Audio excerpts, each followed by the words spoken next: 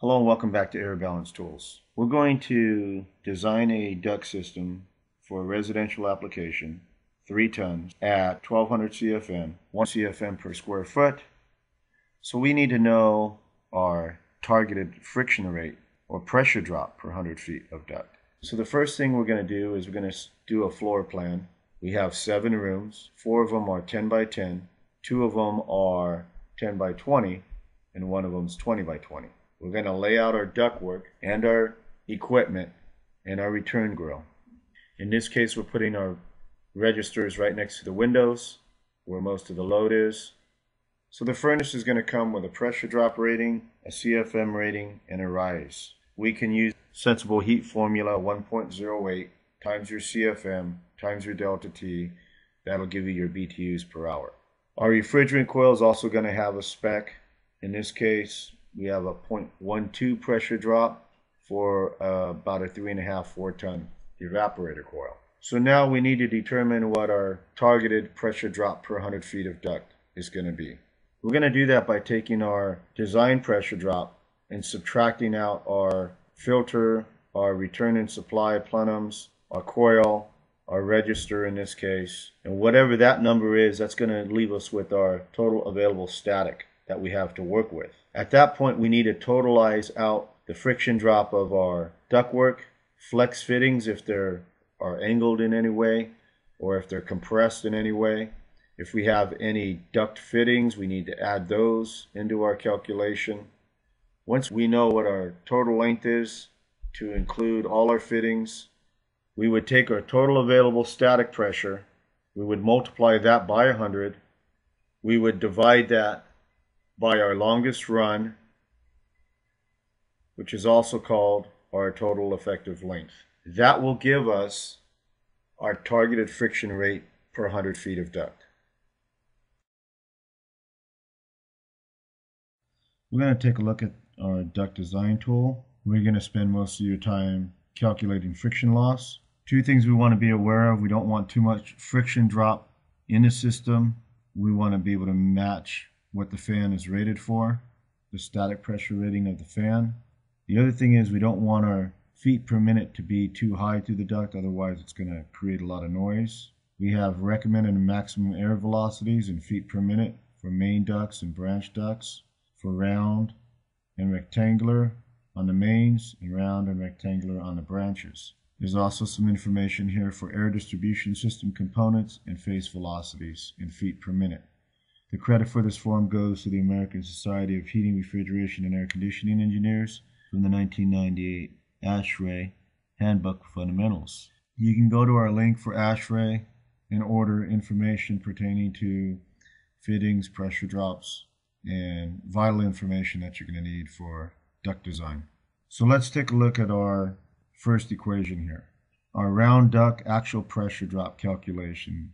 0.109136 multiplied by our CFM to the power of 1.9. Say our CFM is 2000.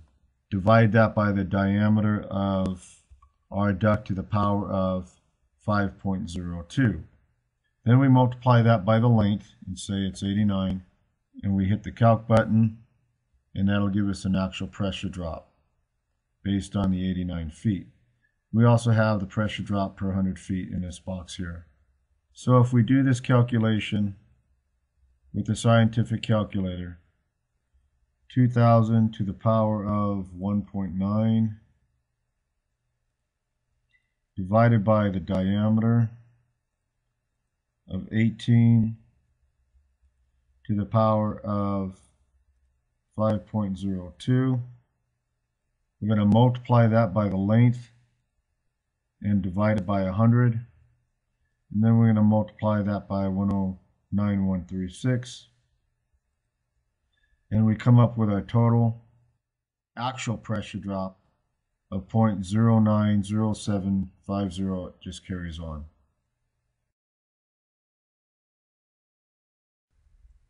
Now say we have a condition where we have to go from a round duct into a square duct to get it through a soffit or between some trussels, or it was a commercial design where we had square duct. We'll take an area, let's say 12 by 11.5. So that would give us a square area of 0.958 and a diameter of about 13.255 as it carries on. We're going to go ahead and apply that diameter into our round duct calculation and say this particular duct was 600 CFM at 79 feet. That particular section of duct would calculate out to about 0.04 per 100 feet, but since we're less than 100 feet, we're actually at 0.039. Now this is a main duct. Our feet per minute is about 626 feet per minute. For recommended velocities in feet per minute, and say this was a residential application, we're well within the 700 feet per minute.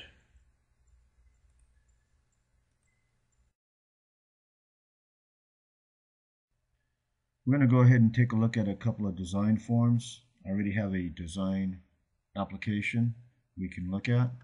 So the first thing we're going to do is we're going to set up our design directory.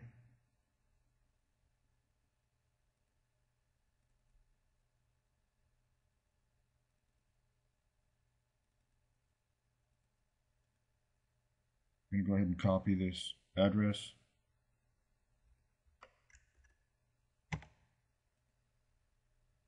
So now we have our duct design tool set.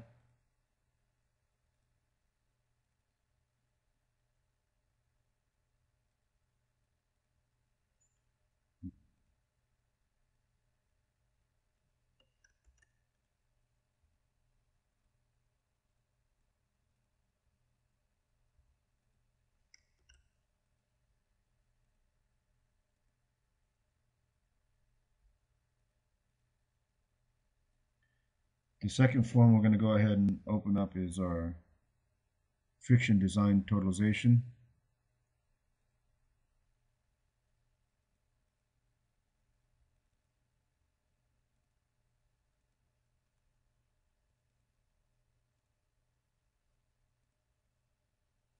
I'm going to set the default directory for that.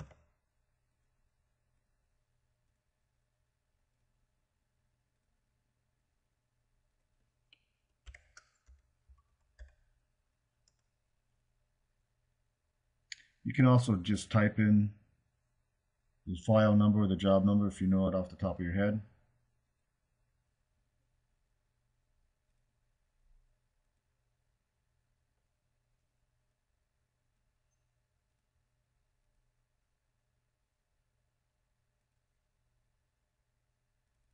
Now we're going to set our friction rate form. Front slash.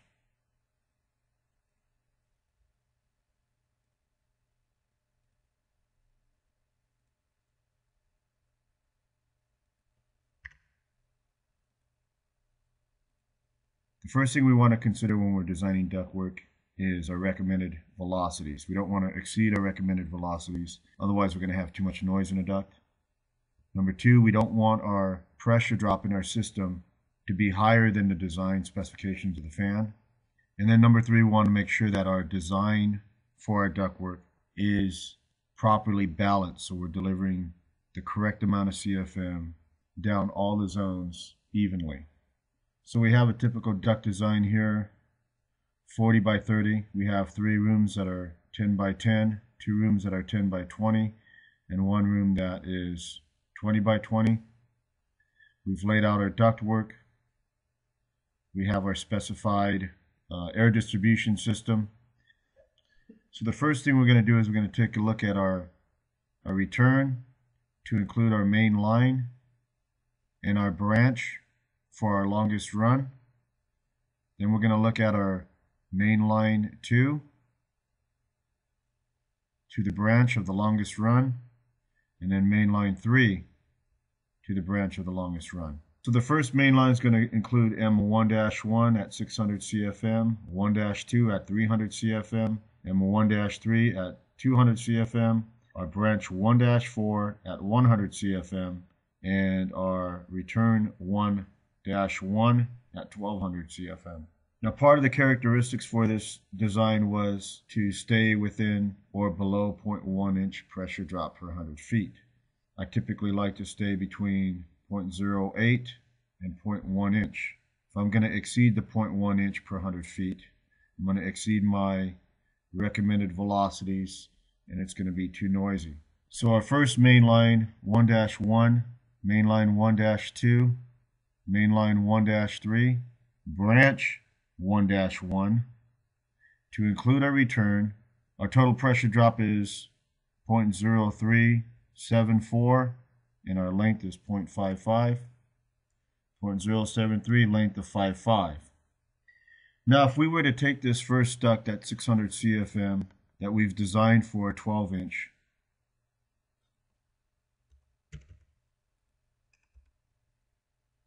with a length of 10 feet,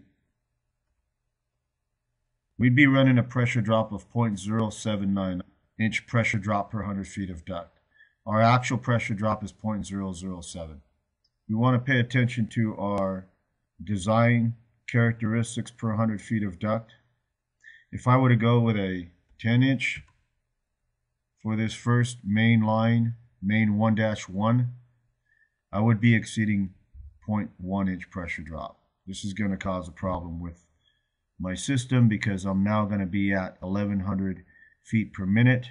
This table provides our recommended and maximum air velocities in feet per minute for our main ducts and our branch ducts.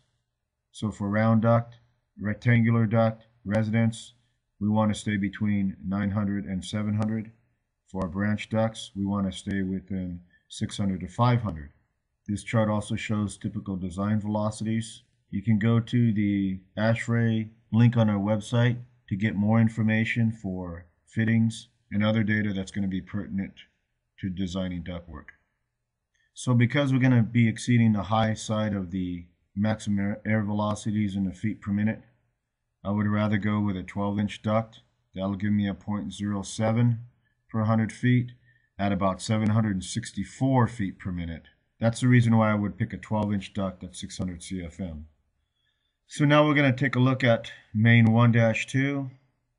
Main 1-2 is 10 feet at 400 CFM because we're dropping 200 CFM down branch 1-1. So at 400 CFM, diameter of 10 inch, length of 10 feet, we have a 0.091 pressure drop per 100 feet at 773 CFM. So for main 1-3, we have 200 CFM at a length of 10 feet. We're using an 8-inch duct at 572, so a branch duct of about 572. We're within our recommended maximum air velocity. And then in our branch 1-4, we're at 100 CFM with a 6-inch.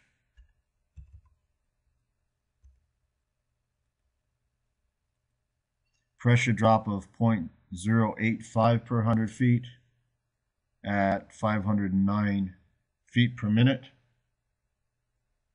And then our return duct, we have 1200 CFM using an 18-inch duct. So for my return duct at 1200 CFM with a 16-inch duct of a 10-inch length, I'm at 0.069, almost 0.07 per 100 feet, but my velocity's up into the 900 range. I'd rather keep my return lower into the branch area so that we're down into the 600 CFM range for this round duct, which is wire flex. So I'd rather go with an 18-inch. That's going to give me a 0.03 per 100 feet of duct, and we're about 679 feet per minute. So for my total pressure drop for the main one is going to be 0.041 with a length of 55 feet. So for this whole section, just including the mains and the branches, that's the value that we have. So now let's take a look at all our fittings. So our fittings and our offsets for the first line.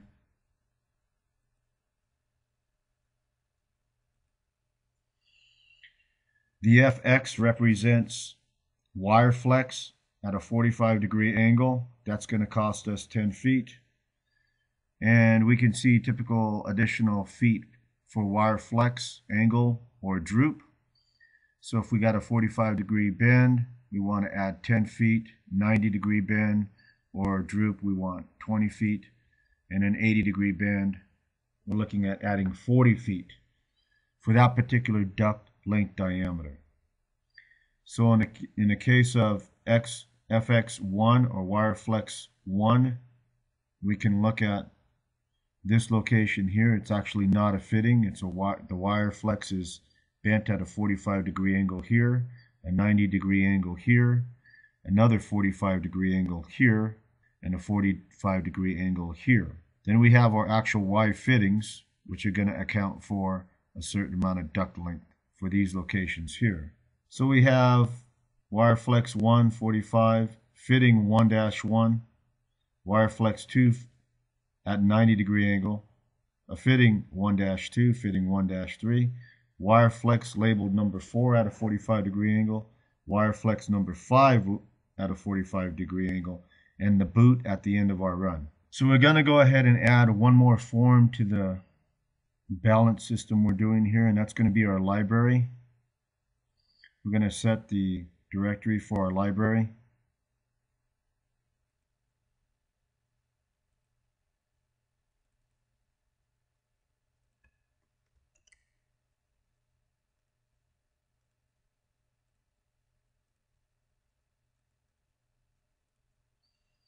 I'm going to add a front slash.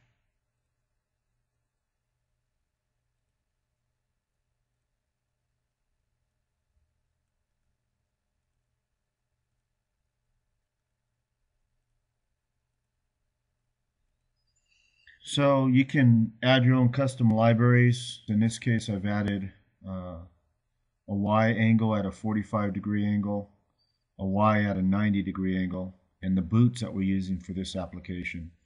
Then I've identified the feet added that would equal that pressure drop. So in this case, a Y at a 45, we're going to add 10 feet. A Y at 90, we're going to add 25 feet. And a boot at a 90-degree angle, we're going to add 30 feet. So wire flex for a 45, we add 10. Wire flex at a 90-degree angle, we're going to add 20. And a wire flex at a 180-degree angle, we're going to add 40 feet. So that'll be represented by these values here as we see what our added feet are. And for the total pressure drop and length for this main line is going to be 0.095 at 150 feet. And so now we have 0.095 at 150 feet. That's going to give us a total pressure drop between our main and branch lines and all our fittings at 0.132 pressure drop. We have a total length of 205 feet. So that'll give us a 0.064 pressure drop per 100 feet. So as we do the same for the main and branches for the second line, we have a length of 55 feet at a pressure drop of 0.041. For our fittings and our offsets for the second main line, we have 0.089 for a total of 0.13 at a total length of 190 feet for a pressure drop of 0.068 per 100 feet. And for our main branch lines for the main 3, we have a length of 45 feet, 0.027 pressure drop for all of those. For our fittings and our offsets on that third main line, we have a total of 90 feet at a pressure drop of 0.042. That's going to give us a total of 0.069 at 135 feet. That equates to 0.0511 pressure drop per 100 feet. So you can see that this system is pretty much balanced as far as the airflow or the pressure drop per 100 feet. air, like water and electricity, is going to follow the path of least resistance. We want to make sure that these all average out so we have even flow throughout the system. So now we're going to take a look at our longest run. Our longest run is 205 feet, and we have 55 and 150 feet. Credit for the data provided on this form goes to ACA. From the ACA friction rate reference chart, you can get that chart from the free link on the website. So we have all our return grill, return plenum, standard efficiency, filter, our coil, our supply plenum, which we're subtracting from our rated static pressure of our fan. So we take our rated static pressure of our fan and we subtract out our total device pressure drop, and we come up with a 0.22 available static pressure drop that we can use for our duct main lines and our fittings. Our main and branch at a length of 55, and our offsets in our fitting at 150. In this case, we would be designing our ductwork at 0.107. And if we look at our main line, duct main branch 1, when we're designing by the 0.107, that's what we're trying to design per 100 feet of duct. So that's our targeted friction rate we're looking for. So again, we're going to take a look at this 600 CFM at a 12-inch, 10 feet. As you can see, we're at 0.07. Our design is 0.101. According to the friction rate reference chart, that's what we should be targeting our value for. But if we go down to a 10-inch, because this is wire flex, it's got limited sizes, we're going to be at the 0.109. We have no choice because of the size of the duct, limited size of the duct, and because of our feet per minute, we want to stay within our designed recommended values. We have to go to a 12-inch duct, which will take us into a desired feet per minute value. But as you can see, we are not at our design targeted friction rate. We're a little bit lower. So the distinction that I want to make is when we're designing the ductwork, we want to stay within our recommended velocities. We want to stay within our design pressure drop of the system. And then we want to stay within our design balance of the system.